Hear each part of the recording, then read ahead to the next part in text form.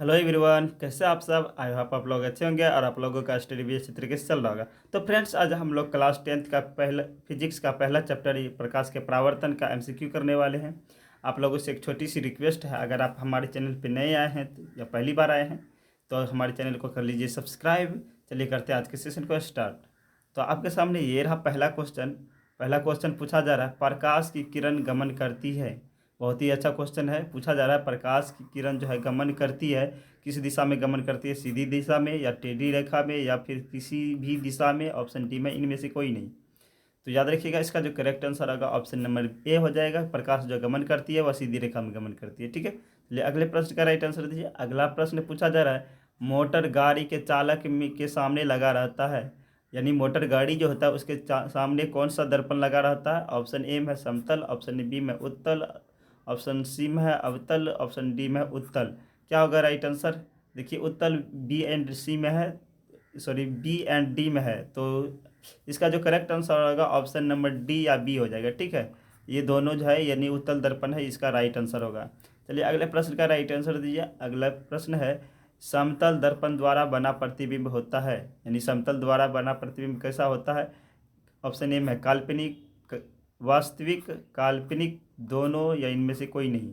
तो याद रखिएगा, इसका जो करेक्ट आंसर होगा ऑप्शन नंबर बी हो जाएगा। ठीक है, समतल दर्पण द्वारा बना प्रतिबिंब कैसा होता है, काल्पनिक होता है, याद रखिएगा। ठीक है, चलिए अगले प्रश्न का राइट आंसर दीजिए। अगला प्रश्न पूछा जा रहा है, लेंस की क्षमता का एसआई मात्रक क्या होगा। लेंस की क्षमता का एसआई मात्रक क्या होता है, डायोप्टर, ल्यूमेन, लक्स या एंगस्ट्रॉम। तो याद रखिएगा, इसका जो करेक्ट आंसर होगा ऑप्शन नंबर ए यानी कि डायोप्टर। ठीक है, चलिए अगले प्रश्न का राइट आंसर दीजिए। अगला प्रश्न है, दो डायोप्टर क्षमता वाले लेंस का फोकस अंतर कितना होगा।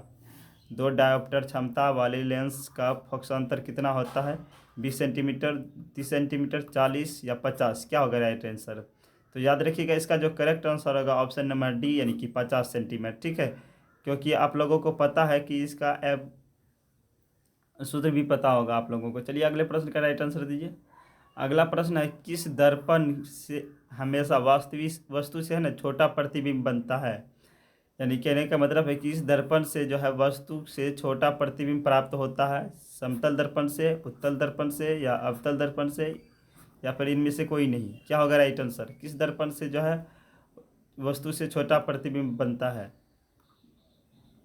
तो याद रखिएगा, इसका जो करेक्ट आंसर होगा ऑप्शन नंबर जो है बी हो जाएगा। ठीक है, उत्तल दर्पण से हमेशा जो होता है वस्तु से छोटा प्रतिबिंब प्राप्त होता है।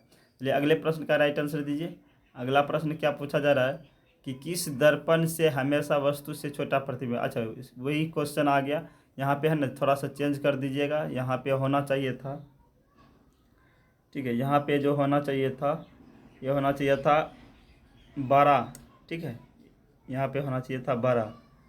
तो बड़ा से आप लोग का राइट आंसर देना है। तो देखिए, याद रखिएगा, किस वस्तु दर्पण से हमेशा वस्तु से बड़ा प्रतिबिंब प्राप्त होता है। तो वह हो जाएगा, इसका राइट आंसर जो हो जाएगा अवतल दर्पण से। ठीक है, अवतल दर्पण से वस्तु से बड़ा प्रतिबिंब बनता है। अगले प्रश्न का राइट आंसर दीजिए। अगला प्रश्न पूछा जा रहा है, जब प्रकाश की किरण हवा में से संगन माध्यम में प्रवेश करती है तो वह मुड़ जाती है। बहुत ही अच्छा क्वेश्चन है। जब प्रकाश की किरणें हवा से कांच में प्रवेश करती है तो वह मुड़ जाती है। अविलंब से दूर, अविलंब के निकट, अविलंब के समांतर या इनमें से कोई नहीं।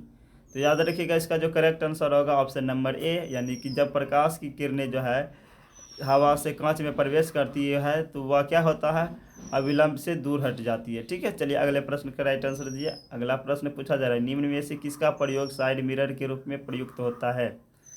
निम्न में से किसका प्रयोग जो होता है साइड मिरर के रूप में प्रयुक्त होता है। ऑप्शन ए में अवतल, ऑप्शन बी में उत्तल, ऑप्शन डी सी में उत्तल, ऑप्शन डी में प्रिज्म। क्या होगा राइट आंसर। उत्तल उत्तल डबल पड़ गया है, कोई बात नहीं, आप लोग राइट आंसर दे इसका। क्या होगा राइट आंसर, किस का प्रयोग जो है साइड मिरर के रूप में किया जाता है। याद रखिएगा, इसका जो करेक्ट आंसर होगा उत्तल दर्पण। ठीक है, उत्तल दर्पण जो है इसका करेक्ट आंसर होगा। चलिए अगला प्रश्न राइट आंसर दीजिए। अगला प्रश्न है, एक अवतल दर्पण की फोकस दूरी 10 सेंटीमीटर है तो उसकी वक्रता त्रिज्या होगी। एक अवतल दर्पण की फोकस दूरी 10 सेंटीमीटर है तो उसकी वक्रता त्रिज्या क्या होगी। ऑप्शन ए में 10 सेंटीमीटर, 20 सेंटीमीटर, 5 सेंटीमीटर या 40 सेंटीमीटर। क्या क्या होगा राइट आंसर। एक अवतल दर्पण की फोकस दूरी तो याद रखिएगा इसका जो सूत्र होता है F बराबर होता है 2R, ठीक है। इसका सूत्र होता है F बराबर 2R। तो इस दृष्टि से देखें तो इसका राइट आंसर हो जाएगा 10। तो इसका राइट आंसर हो जाएगा ऑप्शन नंबर बी, ठीक है। ऑप्शन नंबर बी जो इसका यानी कि 20 सेंटीमीटर इसका करेक्ट आंसर होगा। चलिए अगले प्रश्न का राइट आंसर दीजिए। अगला प्रश्न है, गोलीय दर्पण में फोकसांतर एवं वक्रता त्रिज्या के बीच संबंध है। गोलीय दर्पण में फोकसांतर एवं वक्रता त्रिज्या के बीच संबंध क्या है? तो सभी स्टूडेंट राइट आंसर देने की कोशिश कीजिएगा। इसका राइट आंसर क्या होगा? गोलीय दर्पण और फोकसांतर के बीच इसका जो है वक्रता त्रिज्या के बीच संबंध क्या होता है? तो याद रखिएगा इसका जो करेक्ट आंसर होगा ऑप्शन नंबर ए हो जाएगा। R बराबर 2F होता है, या इसी चीज़ को हम ऐसे भी लिख सकते हैं F बराबर ना 2R, F बराबर R/2 होता है, ठीक है। F बराबर R/2, ये भी सही है वो भी सही है। चलिए अगले प्रश्न का राइट आंसर दीजिए। अगला प्रश्न पूछा जा रहा है कि सोलर कुकर में प्रयोग किया जाता है, यानी सोलर कुकर में किस दर्पण का प्रयोग किया जाता है? अवतल दर्पण, उत्तल दर्पण, समतल या उत्तल अवतल दोनों? क्या होगा राइट आंसर? सोलर कुकर में किसका प्रयोग किया जाता है? तो याद रखिएगा इसका जो करेक्ट आंसर होगा ऑप्शन नंबर ए, यानी कि अवतल दर्पण का प्रयोग किया जाता है, ठीक है। किस दर्पण का प्रयोग किया जाता है? तो अवतल दर्पण का प्रयोग किया जाता है। चलिए अगले प्रश्न का राइट आंसर दीजिए। अगला प्रश्न है, अवतल दर्पण के सामने अनंत पर रखे प्रतिबिंब की स्थिति क्या होती है? बहुत ही अच्छा क्वेश्चन है। अवतल दर्पण के सामने अनंत पर रखे प्रतिबिंब यानी कि प्रतिबिंब की स्थिति क्या होगी? वक्रता त्रिज्या पर, या वक्रता केंद्र पर, अनंत पर, ध्रुव पर, या फोकस पर? क्या होगा राइट आंसर? तो याद रखिएगा इसका जो करेक्ट आंसर होगा ऑप्शन नंबर डी हो जाएगा, ठीक है। यह जो होती है फोकस पर बनती है, ठीक है। अवतल दर्पण के सामने अनंत पर रखे बिंब का यानी कि वस्तु का जो प्रतिबिंब बनता है वहाँ का बनता है फोकस पर बनता है, और यह इस प्रकार का जो प्रतिबिंब बनता है वास्तविक उल्टा तथा छोटा होता है, ठीक है। वास्तविक उल्टा तथा छोटा होता है। चलिए अगले प्रश्न का राइट आंसर दीजिए। अगला प्रश्न पूछा जा रहा है, समतल दर्पण पर पड़ने वाली प्रकाश की किरणें कितनी बार परावर्तित हो सकती है? बहुत ही इंपॉर्टेंट क्वेश्चन है, कई बार पूछा गया है। समतल दर्पण पर पड़ने वाली प्रकाश की किरणें कितनी बार जब परावर्तित हो सकती है? 1 बार, 2 बार, 3 बार, 4 बार? तो याद रखिएगा इसका जो करेक्ट आंसर होगा ओनली 1, यानी कि ऑप्शन नंबर ए, यानी कि 1 बार जो है इसका करेक्ट आंसर होगा। चलिए अगले प्रश्न का राइट आंसर दीजिए। अगला प्रश्न क्या पूछा जा रहा है, प्रकाश के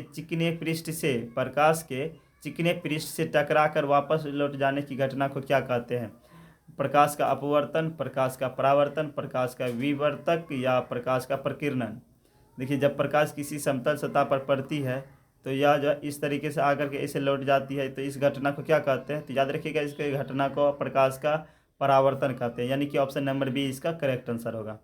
चलिए अगले प्रश्न का राइट आंसर दीजिए। अगले प्रश्न में पूछा जा रहा है, सोलर कुकर में किस अच्छा इसका जो एक बार और भी देख लिए थे, इसका जो करेक्ट आंसर होगा ऑप्शन नंबर ए, ठीक है। सोलर कुकर में अवतल दर्पण का प्रयोग किया जाता है, ठीक है। चलिए अगले प्रश्न का राइट आंसर दीजिए। अगला प्रश्न है, समतल दर्पण की फोकस दूरी कितनी होती है? समतल दर्पण की फोकस दूरी कितनी होती है? अनंत, शून्य, 1, या इनमें से कोई नहीं? याद रखिएगा इसका जो करेक्ट आंसर होगा ऑप्शन नंबर ए, यानी अनंत होता है, ठीक है। याद रखिएगा समतल दर्पण की जो फोकस दूरी कितनी होती है? अनंत होती है। ले अगले प्रश्न का राइट आंसर दीजिए। अगला प्रश्न क्या पूछा जा रहा है कि एक व्यक्ति अपने सामने रखे पर दर्पण में अपने से बड़ा प्रतिबिंब देख रहा है, तो वह दर्पण कौन सा है? बहुत ही अच्छा क्वेश्चन है। एक व्यक्ति है जो अपने सामने दर्पण के सामने रख है और उसका प्रतिबिंब जो बन रहा है उससे बड़ा बन रहा है, तो यह कौन सा दर्पण होगा? अवतल दर्पण, उत्तल दर्पण, समतल, या इनमें से कोई नहीं? याद रखिएगा इसका जो करेक्ट आंसर होगा ऑप्शन नंबर जो है ए होगा, ठीक है। क्योंकि आप लोगों को पता है कि अवतल दर्पण द्वारा बना प्रतिबिंब जो होती है वस्तु से बड़ी होती है, ठीक है। चलिए अगला प्रश्न का राइट आंसर दीजिए। किस दर्पण को अपसारी दर्पण भी कहा जाता है? बहुत ही अच्छा क्वेश्चन है। किस दर्पण को अपसारी दर्पण भी कहा जाता है? अवतल को, उत्तल को, समतल को, या इनमें से कोई नहीं? याद रखिएगा इसका जो करेक्ट आंसर होगा ऑप्शन नंबर जो है बी हो जाएगा, ठीक है। उत्तल दर्पण को अपसारी दर्पण कहा जाता है और अवतल दर्पण को अभिसारी कहा जाता है, ठीक है। अभिसारी इसके लिए यूज होता है, ठीक है। चलिए अगले प्रश्न का राइट आंसर देते हैं।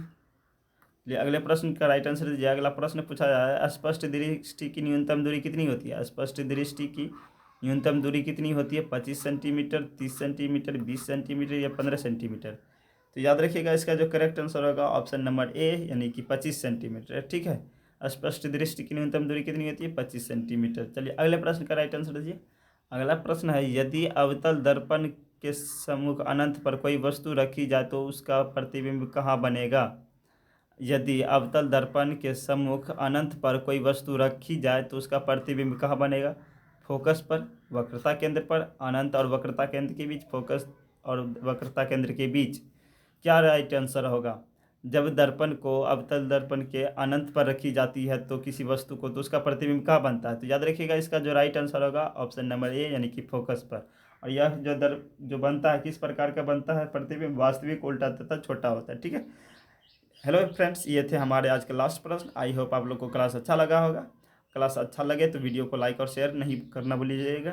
चलिए, चैनल को सब्सक्राइब भी कर दीजिएगा। चलिए मिलते हैं अगले सेशन में, तब तक के लिए बाय बाय, टेक केयर।